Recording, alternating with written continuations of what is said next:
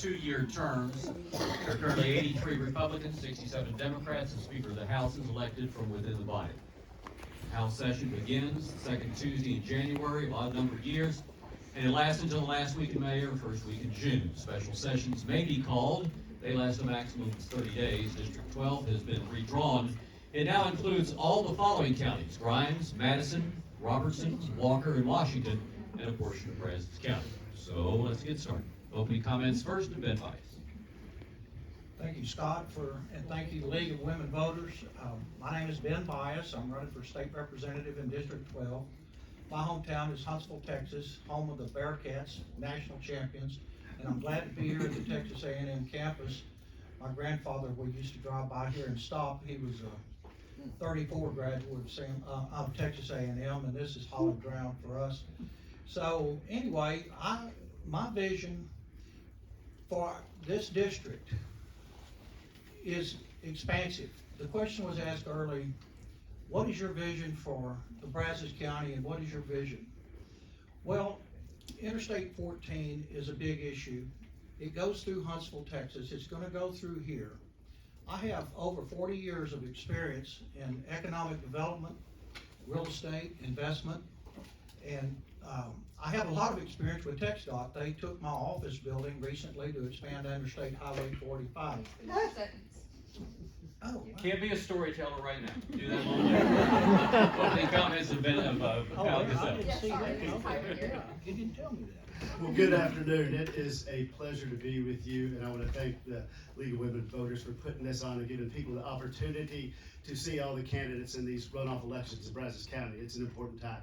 My name is Kyle Cassell, and I have been honored to represent you as the state representative for House District 12. Scott just said the new district has changed. It's got some new counties, 4 to be exact, 4 places that I have enjoyed getting to know.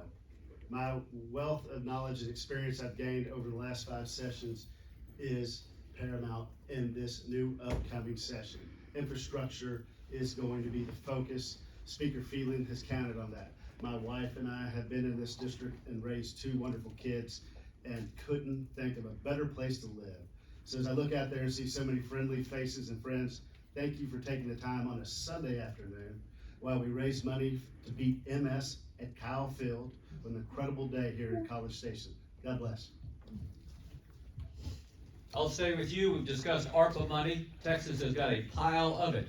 We'd like to know what your priorities should be for the state of Texas spending ARPA funds. We've hit this many times. Infrastructure. Let's talk about roads. College Station and House District 12 with the growth coming in on 45 into Walker County, 290 into Washington County, and the new Aggie Highway coming into Grimes and ultimately into College Station. We've got a lot of people coming, and it is very difficult to get through. So those funds need to be focused on what I think is the epicenter of growth in Texas, and that is right here in the middle of the triangle and all of House District 12. We've got different needs, but TxDOT is focused. We're focused. You have heard from our county commissioners. That is the key, is that relationship, working with our local leaders, making sure we build the infrastructure they see fit and need, because you are the ones that voted to put those commissioners and judges in place. And my job as a state representative has always been to work with my commissioners, court, and judges to make sure we realize the dreams and make those counties successful. Same question, Ben Bias. I know this is not really allowed, but my personal preference would be to lower our property taxes with those money. That's your money. We as individuals and small businesses suffered through COVID. We paid the price. And I do agree that infrastructure and development of infrastructure in this area is going to be vitally important. I've often said that if you drew a triangle from Huntsville to College Station down to the coast and back, never in the history of the world has there been a greater assemblage of people who know more about space, medicine, geology, oil and gas. We are in the most dynamic region in the United States of America. And there are a lot of people who want to come here. And we do need to plan ahead. And I believe that I'm very capable of weighing in on that and working on those issues. But first of all, we have to respect the taxpayer. Ben Bias, I'll stay with you. What more should Texas do to secure their border? Well, we're working on a bill that would solve one of the problems for the state of Texas. The state of Texas needs to have the authority of self-defense.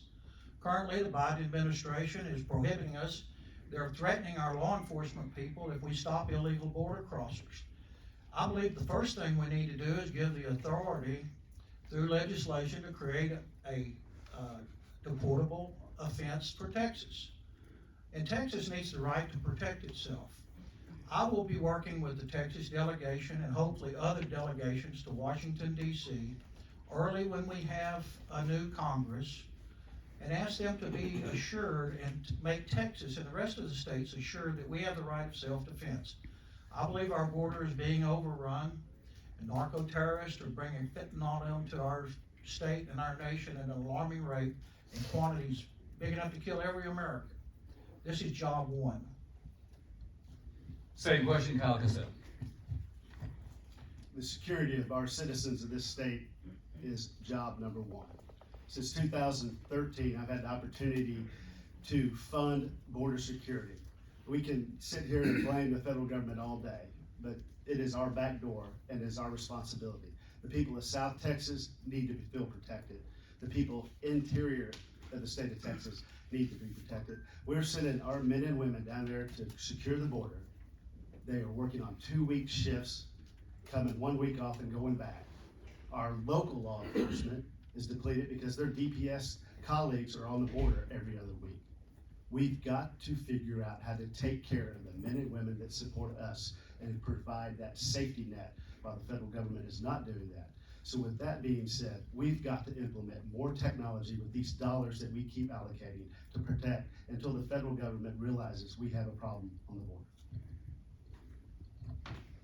I'll stay with you. Here in Brazos County next week, you'll start getting your tax statements. So what's the solution? Do we elect chief appraisers? Do we elect appraisal boards? Do we have a different review situation? We don't need more elections. But there is a need for a fairer way for taxpayers to appeal their property valuation. Not the tax rate, the valuation.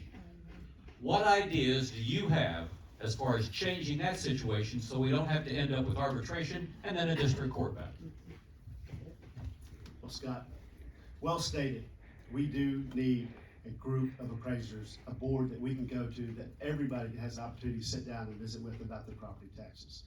Now, you have an opportunity, since you said next week, on May 7th, and I hope you've been watching your mailbox. I think we've explained it well. These two propositions on the ballot on May 7th will be very helpful, especially to you, those of you that are over 65. So I know they read funny, but vote yes. Property taxes are the biggest issue that face people remaining in their home and remaining with their property. It is a right in Texas. Private property rights is one of the main issues that I ran on from day one and will vow to protect. But you've got to be able to afford those taxes. And I think the conversation from here on out with our local leaders will be all about those appraisal boards and where we head next. And I think you have the opportunity and need to say how we do that and how we provide that opportunity. Do I need to repeat the question? No, sir. Well, in 1998 and 2000, I was the Republican nominee for state representative, and I ran in Deep East Texas. And one of my signature issues was appraisal district reform. There was an attempt at appraisal district reform, and it didn't go far enough, and I'm amazed that nothing's been done yet. We need to make the appraisal review board accountable to the taxpayer, not a subject of the taxing entities. You shouldn't have to hire a lawyer to get your taxes right. Secondly, I believe that we need to stop giving away tax breaks to companies from California, New York, and so forth to come to Texas at the expense of those who have been here for our entire adult life doing economic development, and we are taxed unfairly. We need a better and more level playing field. We need to restore some common sense to this tax.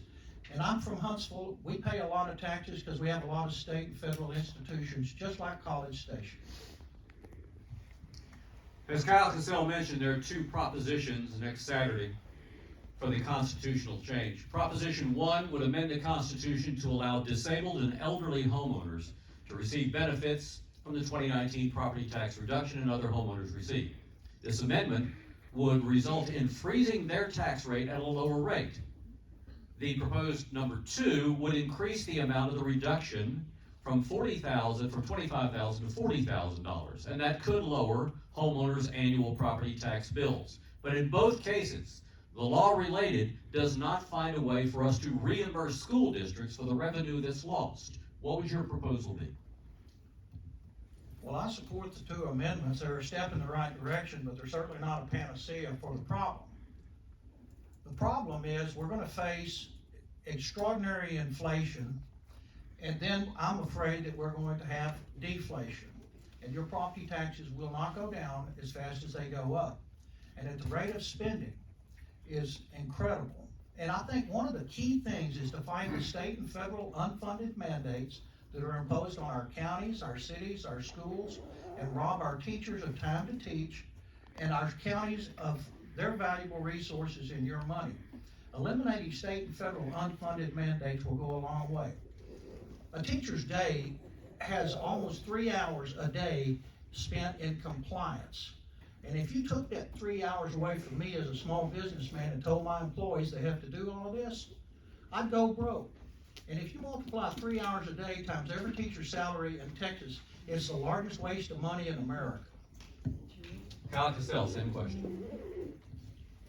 Well, we've touched on it. 2 propositions. They're gonna give us an opportunity to help you lower your property taxes. This last legislative session, for the first time, we funded public school at $12 billion, which resulted in $5 billion in property tax savings. We have figured out a route to go. The way the legislature is panning out based on these elections, I think we'll have the same body there to continue that. As we fund public education, your property taxes will go down. And I think we're headed in the right direction. Public education is the heart of what we can do and how we can be successful as a state. Is if we educate these minds, they will be productive citizens that pay their share, and we will be in a better spot. But it starts with the mind and vocabulary. I'm looking at a good friend, and we know the deficit of these children when they come into school in kindergarten, 1st and 3rd grade. And learning to read by 3rd grade is the key. I'll stay with you. Truth be told, nobody wants a state income tax, but the property taxes in Texas only have 5 states that have higher property tax. We have a tax burden in Texas that's greater than the one in New York. Granted, we don't have a state income tax, but there is a need for more revenue generation. Gaming, recreational marijuana, taxes on professional services. 3 things. Kyle Cassell, are you in favor of any of them, or do you have any other ideas? Absolutely, you hit the nail on the head. We are a property state. We are not going to implement an income tax. Gaming, yes. The other 2, absolutely not. We've got an incredible opportunity. You go to Oklahoma, Louisiana, New Mexico, Texas, license plates, fill the parking lot. That money is providing education and other opportunities for all those other states. It's time that money stayed here. Ben Bias, those same 3, other ideas? No, I do not support legalization of marijuana. In fact, it was legalized essentially in the last legislative session, which I would have opposed. I do not support gambling, casino gambling in Texas. What was the 3rd? The 3rd was professionals who aren't taxed right now, CPAs and that sort of situation. Okay, taxing professional services opens up, that is a state income tax. If it looks like an income tax, smells like an income tax, walks like one, it is. So we can't play smoke and mirrors.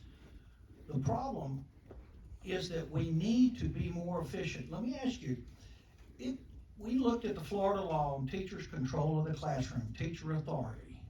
That law is 1.25 pages long. In Texas, it's 167 pages long. We need to empower our teachers in our schools and our school districts to run their school districts. These are independent school districts, and we need to restore the independence. They set the taxes.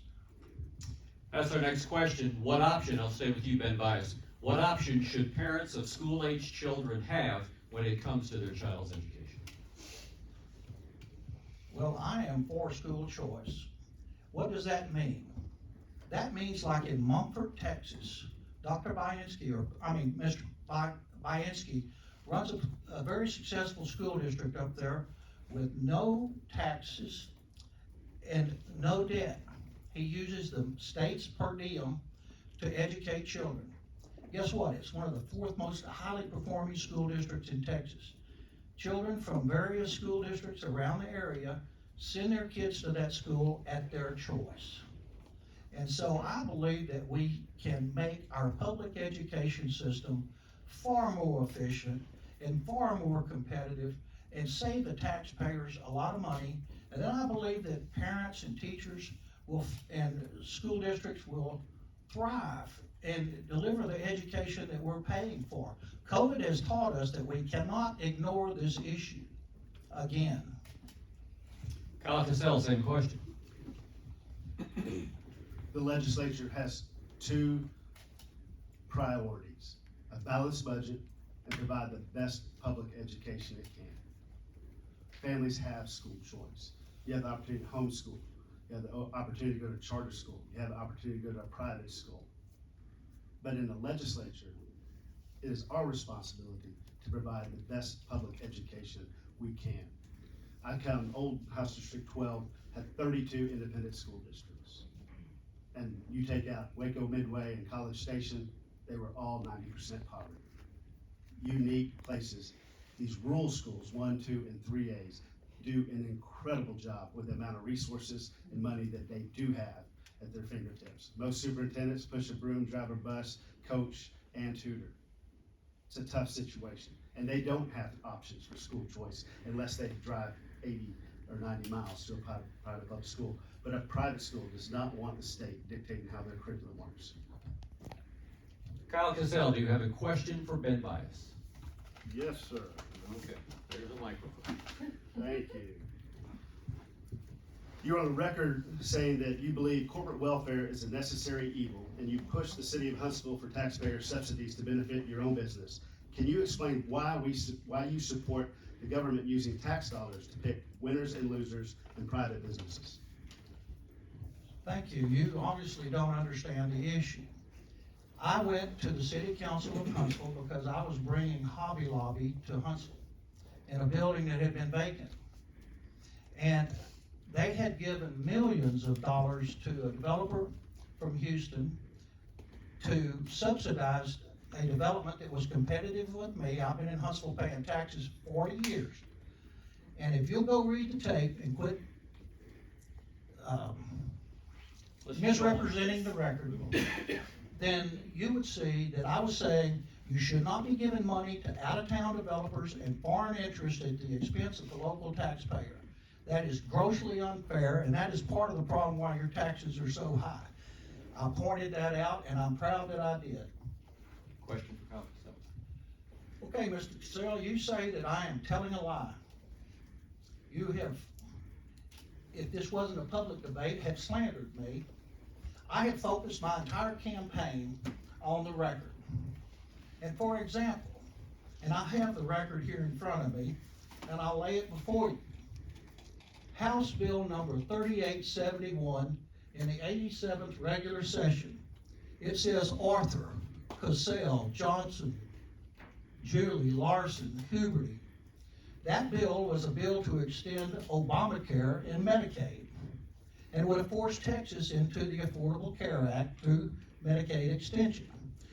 You authored this bill, yet you say you don't, and you say I'm a liar. Did you author this bill? Very simple. That is a co-author. I did not author the bill. I supported it because we have a rural healthcare crisis. We have not been able to get block grants or work with our federal governor to get our Texas money back. I've served on the Texas Department of Agriculture, Rural Health, and Rural Economic Development Board since 2013.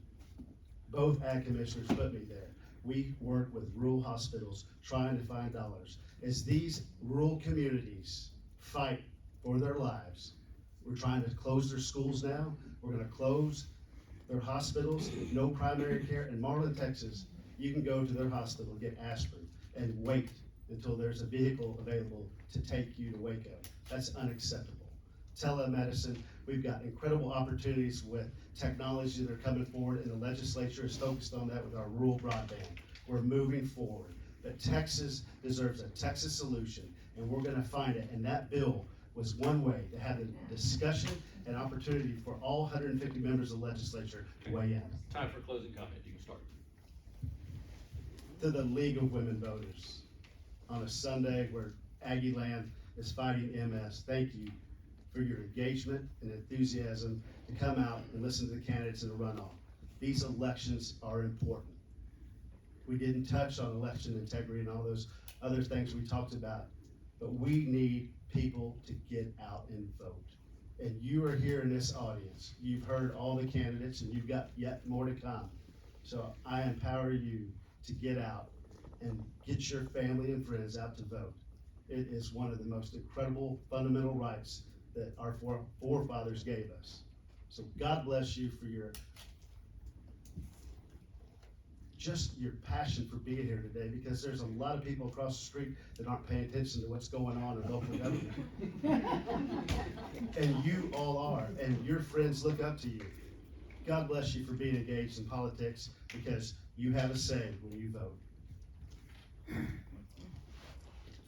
Well, thank you for coming out on this Sunday afternoon, and we're glad that you have an interest in this. And you know, it's vitally important that the truth be told, and it's vitally important who represents you in this state representative district.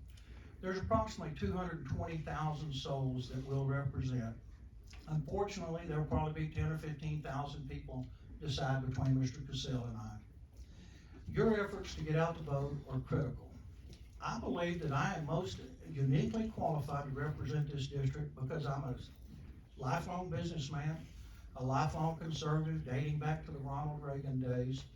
And I understand the issues. I understand taxation. I understand TxDOT. I understand what you go through in your lives. And I believe that if you will examine the record, you'll see that I'm telling the truth and that I'm a conservative who can represent you well. And I ask for your vote. God bless you. Sorry. That's all right. There you go. These are your candidates for State Representative District 12.